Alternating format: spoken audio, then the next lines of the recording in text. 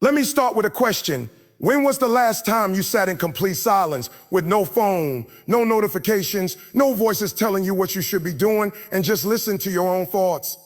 If you're like most people, the answer is probably never, or at least not recently. We live in an age of noise, not just traffic or construction noise, but a deeper, more dangerous kind. The noise of other people's opinions, the noise of comparison, the noise of expectations that don't belong to us. Every day, from the moment we wake up to the moment we close our eyes, we are bombarded with voices telling us who to be, what to want, how to look, how to act, how to succeed, and even how to feel. And in the middle of all that noise, we lose something precious. We lose ourselves. So today, I want to talk to you about something that sounds simple, but is actually one of the hardest things you will ever do. I want to talk about the radical, liberating, and absolutely necessary act of ignoring everyone and focusing on yourself. Now, let me be clear right from the start. I am not talking about becoming selfish. I am not talking about being cruel or arrogant or walking around with headphones on while your friend is crying. That is not the point. The point is much more subtle than that. The point is much more subtle than that. The point is this: you cannot give what you do not have. You cannot pour from an empty cup. And for far too long, many of us have been pouring ourselves out for people who wouldn't even notice if we ran dry.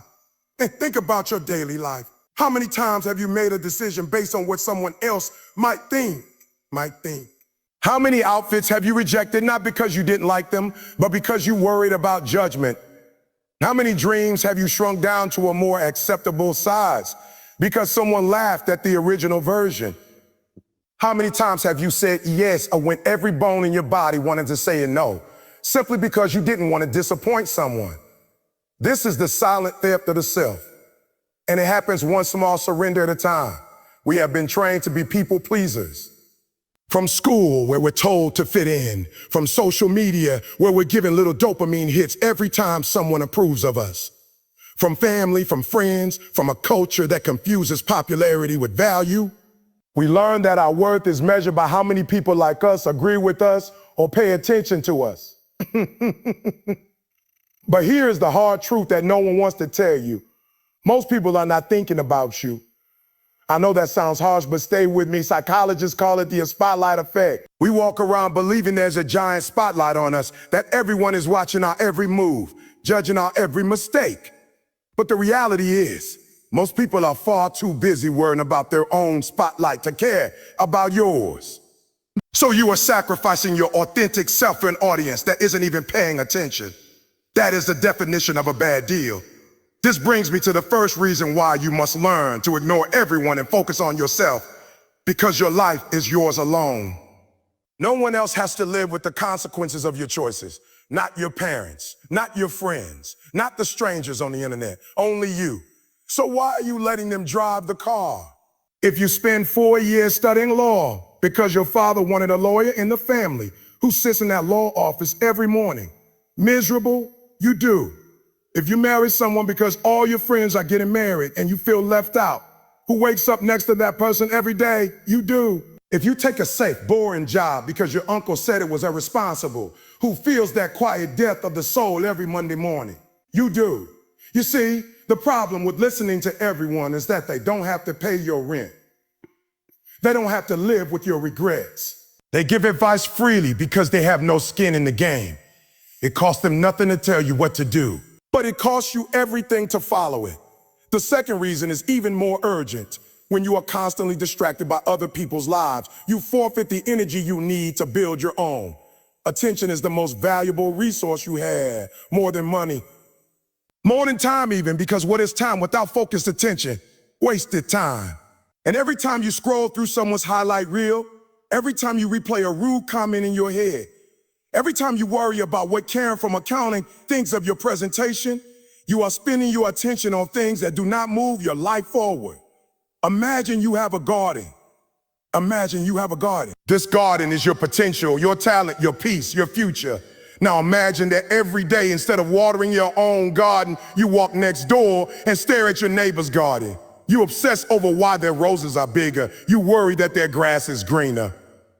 You feel anxious that they might be judging your fence. What happens to your garden? It dies. While you were watching other people, your own dreams withered on the vine. While you were seeking validation, your own voice grew quiet. While you were trying to be liked, you forgot to become someone worth liking. And this is the tragic irony. The people you are trying so hard to impress, they aren't impressed by people who follow the crowd. They are drawn to those who have the courage to be different. To those who are so focused on their own mission that they don't have time to worry about outside opinions. The most magnetic people in history were not the ones who fit in. They were the ones who stood out. And they stood out because they ignored the noise. Think about Steve Jobs in his garage. Think about J.K. Rowling being rejected by 12 publishers. Think about any artist, athlete, scientist, or entrepreneur who ever changed the game. None of them got there by worrying about what people thought. They got there by being obsessed with their own work. They got there by saying, I don't care if you laugh. I don't care if you don't understand. I'm doing this for me. That is the secret. That is the superpower. Now, I can already hear the objections. But that sounds lonely. And yes, sometimes it is. When you stop performing for the crowd may indeed wander away. But here is what you gain in exchange: peace, authenticity, freedom, the ability to look in the mirror and recognize the person staring back. And here is something beautiful that happens when you start focusing on yourself. You actually become better for other people, not the fake, performative or better of a people pleaser who is secretly resentful, but a genuine, grounded, strong version of yourself. When you are healthy inside, you have real love to give. When you have pursued your own passions, you have wisdom to share. When you have built a life you are proud of, you inspire others not by your words, but by your example. You cannot lead anyone to a place you have never been.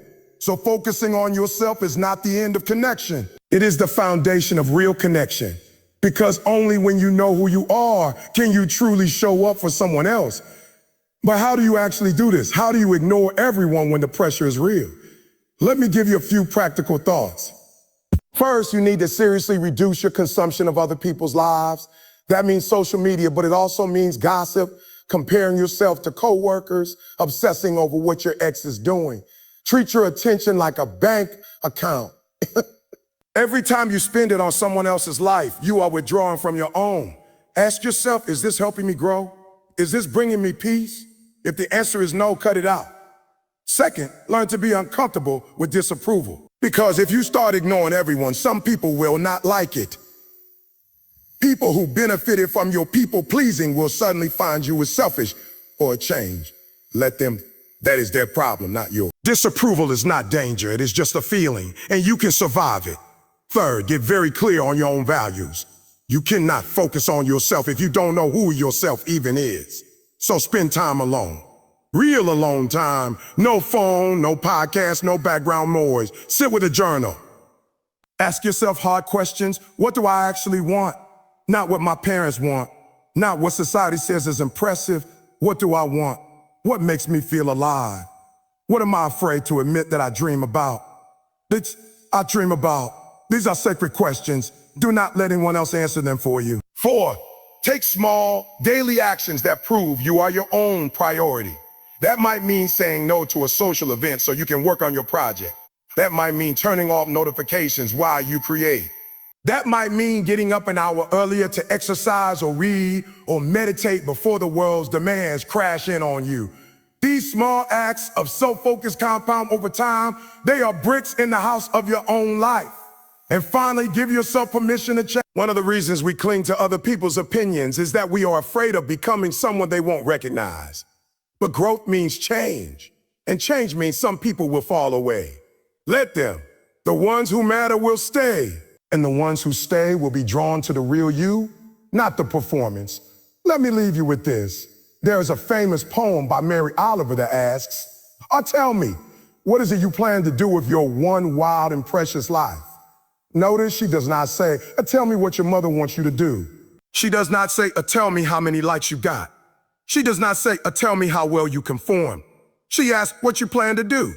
Because it is your life, it is wide, it is precious, and it is over faster than you think. Every day you spend trying to please everyone is a day you steal from yourself. Every moment you waste on comparison is a moment you could have spent building something real. Every time you ignore your own inner voice to listen to the crowd, you betray the only person who will be with you from birth to death, yourself. So I'm giving you permission to be a little selfish, permission to disappoint people, permission to be misunderstood, permission to walk away from the noise and sit quietly in the garden of your own soul. Ignore everyone. Focus on yourself, not because you don't care about others, but because the best gift you will ever give the world is a fully realized, deeply authentic, unapologetically alive version of you. And that version cannot be found in the approval of the crowd. It can only be found in the quiet, courageous act of looking inward and saying, I am going to live my life for me. Thank you.